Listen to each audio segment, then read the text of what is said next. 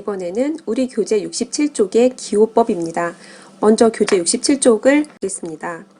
자, 아랫부분에 보면요. 기호법이라는 작은 제목이 있고, 자, 다음 페이지 68쪽의 얘기를 하면서 앞에서 제시한 사례 열거형 분류표에 숫자로 구성된 간단한 분류 기호를 추가했다라는 부분이 나와 있습니다.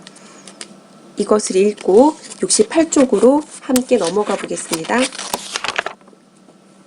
자, 교재 68쪽에 보면은 정말 간단한 분류 기호가 제시되어 있는데 우리가 패시브 분류표에서도 아라비아 숫자로 된 간단한 분류 기호를 붙였던 것처럼 여기도 유사하게 아라비아 숫자로만 구성된 분류 기호가 제시되어 있습니다. 이 분류 기호를 68쪽에서 4가지 측면으로 분석을 해 두었습니다. 우선 같이 보겠습니다. 우리 교재 68쪽과 슬라이드를 비교해 보면서 함께 볼 텐데요. 먼저 첫 번째 분류 기호의 특징입니다. 자, 한 종류의 기호만 사용했다.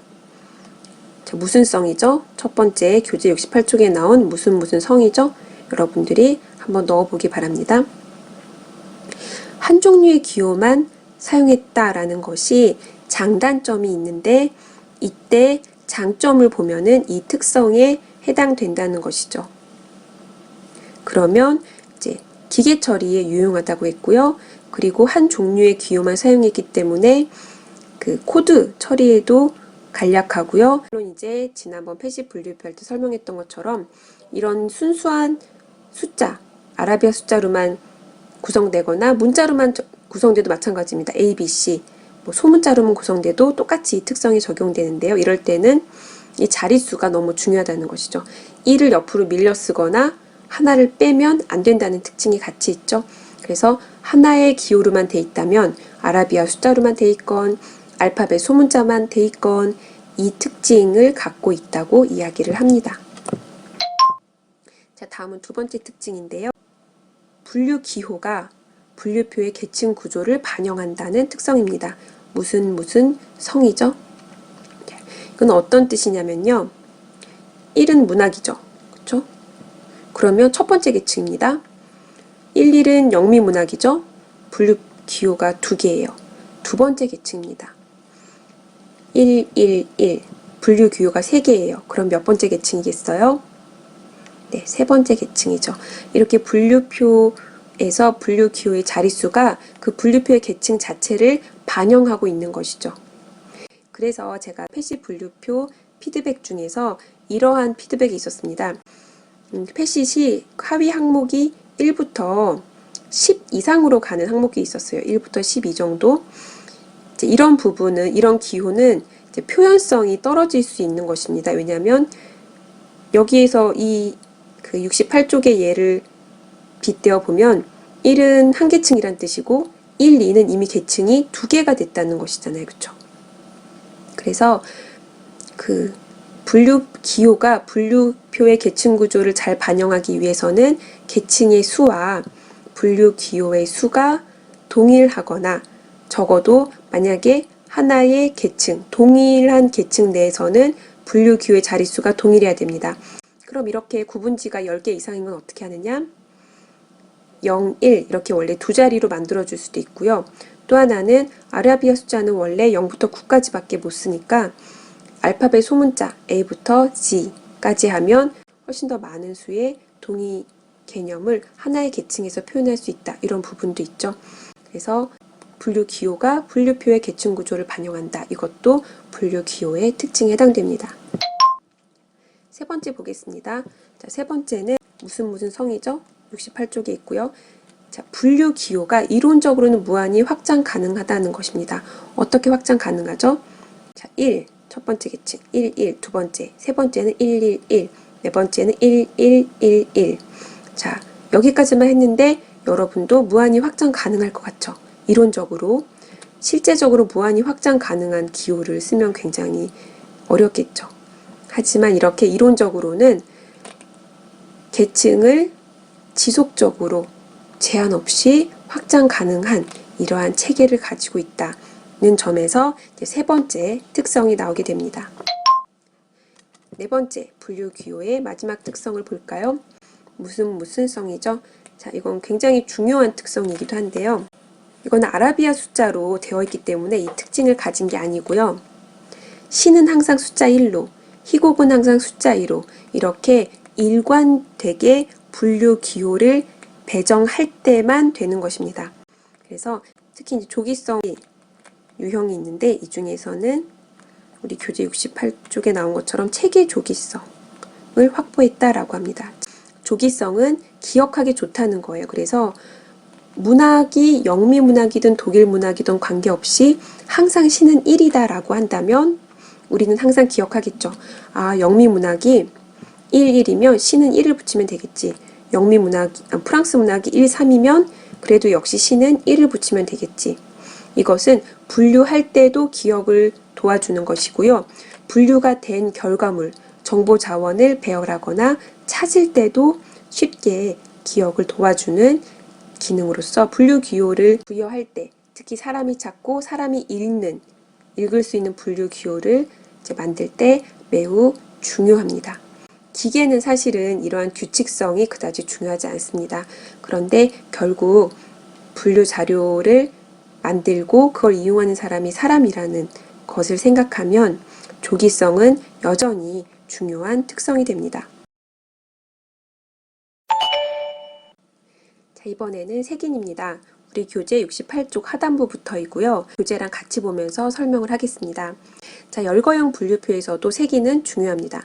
패시트에서도 색인은 중요했죠. 색인에는 열거형 분류표의 경우에는 복합 주제가 표시됩니다. 왜냐하면 본표에 복합 주제가 열거되기 때문에 당연히 색인에도 복합 주제가 가게 되겠죠. 패시트라면은 본표에 개별 개념이 배열되잖아요. 예를 들면 문학이다 라고 얘기를 하면 한국어 이런 식으로 또는 소설 이런 식으로 각각 패시트마다 개별 개념이 열거가 되죠. 그래서 패시트 분류표의 색인 같은 경우에는 예를 들어 언어 패시트이 L이다. 그리고 한국어가 1이면 L1 이렇게 표시를 했었죠.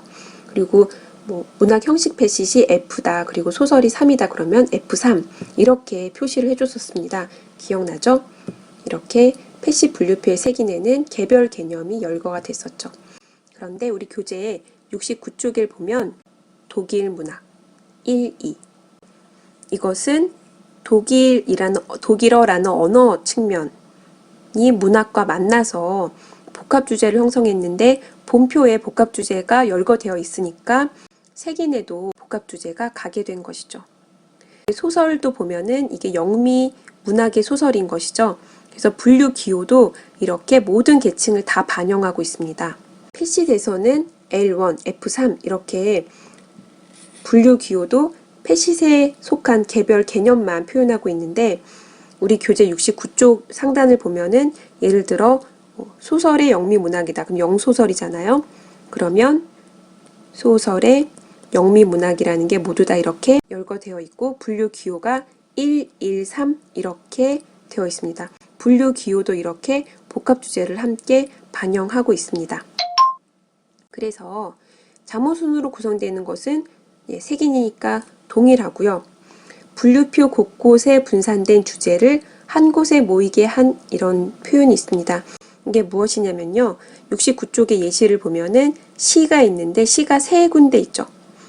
111에도 있고 131에도 있고 121에도 있습니다. 세 가지의 분산된 주제, 시라는 주제를 색인에서는 함께 모아주죠. 그래서 이러한 열거형 분류표의 색인을 별도로 부르는 말이 있는데 그것이 우리 교재 69쪽에 있는 네 글자입니다. 이 부분에 넣을 것이죠. 뭐뭐뭐뭐라고 함. 네. 여러분들이 한번 넣어보길 바랍니다. 매우 중요한 개념입니다. 자, 이번에는 우리 교재 69쪽에 있는 분류 절차에 대해서 알아보겠습니다. 자, 열거형 분류표에서의 분류 절차는 우리 교재에 나온 것처럼 색인을 먼저 참고한 다음에 본표를 살펴보는 방법이 있습니다. 이거는 마치 우리 교재를 여러분들이 볼 때 패시트라는 걸 찾고 싶다라고 하면 우리 교재에 3장에 패시트이 있다라고 알면은 바로 찾으면 되지만 어디 있는지 잘 모를 경우에는 권말색을 먼저 뒤져본 다음에 그 본문으로 이동하죠. 그것과 유사하게 분류할 때도 그 실제 본표의 어느 부분에 해당 개념이 있는지, 해당 주제가 있는지 확실하게 알지 못하면 색인을 먼저 참고한 다음에 해당되는 본표를 살펴보는 방법이 있습니다. 69쪽에 나와 있는데요. 그러나 하고 나오죠. 그러나 오류를 범할 가능성이 있으므로 절대 색인만을 참고해서 분류하면 안 된다라는 부분이 있죠. 올바른 분류 기호를 찾기 위해서는 반드시 본표를 살펴볼 수 있습니다. 그리고 분류표의 구조를 잘 알게 되면 본표를 먼저 살펴볼 수도 있습니다. 자, 69쪽에 보면은 자, 예를 들어 하고 나오죠. 셰익스피어나 밀턴, 디킨스와 같은 유명한 저자들의 저작이다 라고 하면은 셰익스피어의 햄릿이다 라는 걸 예를 들어보면요. 이거는 문학이다 라고 생각을 하고 문학에 해당되는 색인을 찾는 것이죠. 그래서 문학은 1이구나 라고 알 수가 있습니다. 그러나 문학 1 이렇게 하고 나서 색인에서 그걸 확인한 다음에 본표로 가야겠죠. 그런 다음에 본표에서는 1은 문학은 맞는데 그 문학이 언어로 하위 구분될 때 영미문학이 있구나. 셰익스피어는 문학인과 동시에 구체적으로는 영미문학이니까 1까지 내려가야 하는구나 라고 알 수가 있습니다. 그리고 분류 담당자가 숙련될수록 그러니까 분류표를 잘 알고 분류를 잘 할수록 색인을 먼저 보는 것이 아니라 본표로 바로 갈 수 있습니다. 이것은 어쩌면 당연한 것이죠. 하지만 색인과 본표의 구조는 둘 다 상호 보완적으로 분류자를 도와줍니다.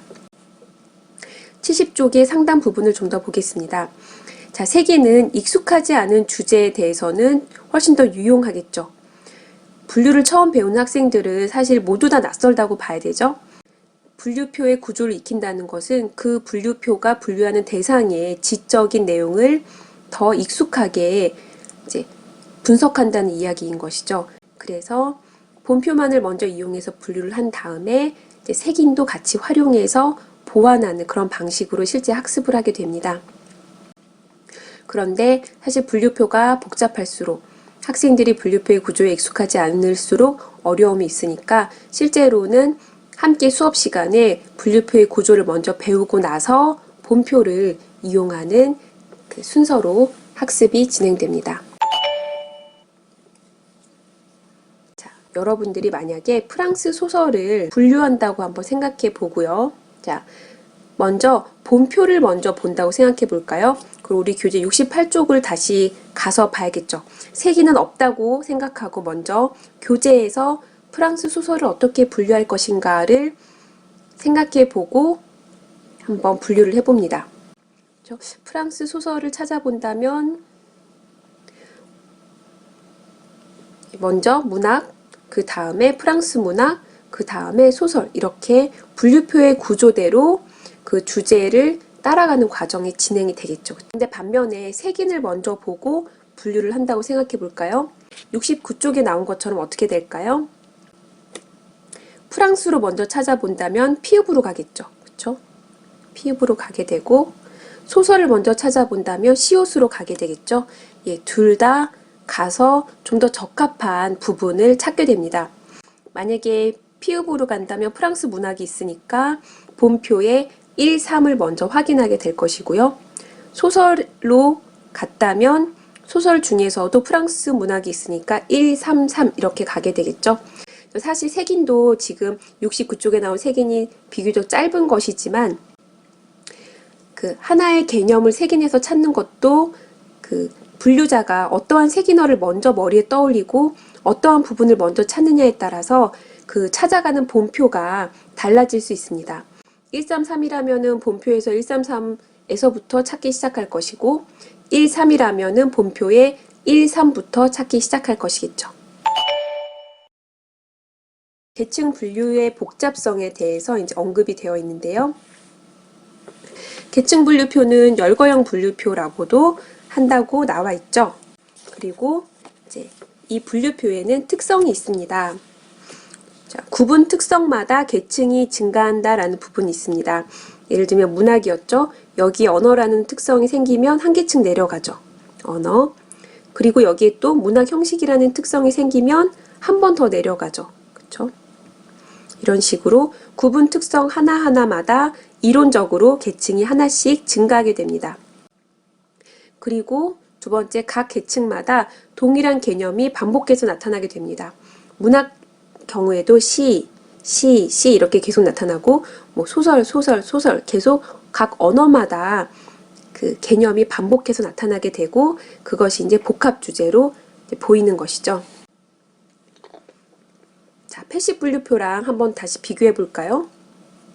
우리 교재 70쪽에 많이 보던 분류표가 있죠. 기계용 나사 분류예요.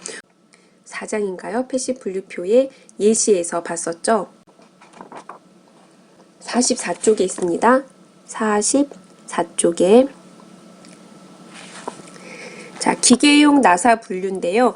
동일한 내용을 44쪽에서는 패시스로 70쪽에서는 열거형 분류표로 제시하고 있습니다. 자, 70쪽 있고요. 71쪽 있고요. 72쪽 있는데 72쪽에서도 다 열거하지 못하고 그냥 같은 방식으로 계속 열거된다 라고만 나와 있죠. 그리고 보시면 70쪽에도 표면 처리 안함, 원형 표면 처리 안함, 71쪽에도 원형 표면 처리 안함, 그리고 그 밑에 보면 또 원형 표면 처리 안함, 72쪽에서도 평면형, 그 밑에 또 표면 처리 안함, 이렇게 개념이 각 계층마다 반복되는 것을 볼 수가 있습니다. 그래서 교재 72쪽을 좀 같이 보면요. 위에 분류표를 보면 몇몇 특징이 분명하게 나타나는데 일단 본표의 길이가 매우 길죠. 자, 이것은 그 길다는 것은 그만큼 사람이 브라우징하는 그런 폭도 넓다는 것입니다. 자, 반대로 이게 이제 시스템에 들어가 있고 기계가 브라우징 한다면 오히려 이제 길이가 크게 문제되지 않을 수 있는 특징도 있고요. 일단 길어지죠. 그래서 열거형 분류표는 되게 두껍습니다. 자, 두 번째는 반복인 것이죠. 자, 여기서 보면 표면 처리 안함처럼 주제를 구성하는 개념이 복합 주제에서 계속 반복되는 것을 앞서서도 살펴볼 수 있었습니다. 72쪽에 보면은 자, 그 박스 아래에 글상자 아래에서요. 그럼에도 위 분류표는 열거된 주제만 분류할 수 있다라는 게 나오죠. 예를 들어 크롬 도금된 스테인리스 스틸 나사는 사실 크기가 없잖아요. 이게 1BA인지 2BA인지 모르기 때문에 이건 사실 분류를 못하는 거죠. 여러분들이 패시브 분류표와 비교해 보면 패시트에서는 해당 패시트이 없으면 그렇죠? 다른 방법을 사용할 수 있었죠. 여기 열거형에서도 이제 분류 기호에 특정한 처리를 해서 할 수는 있겠지만 기본적으로 그 계층을 이루는 중간 개념이 빠지면 열거형 분류표, 계층형 분류표는 그 자체를 분류하기가 매우 어렵습니다. 자, 그래서 72쪽 아랫부분 마지막 문단이고요. 자, 그래서 열거형 분류표는요, 순수하게만 열거형 분류표인 것은 사실상 거의 없고요. 그 패시브 분류표와 같은 그런 방식과 절충되는 경향이 있습니다. 여러분들이 원하는 그 분류표에 대해서 패시브과 열거형을 동시에 만들어서 비교해 보는 것도 아주 좋은 방법입니다. 패시브 분류표는 이미 여러분들이 만들었기 때문에 그것을 여러분들이 만든 분류표를 열거형으로 하면 어떻게 될까?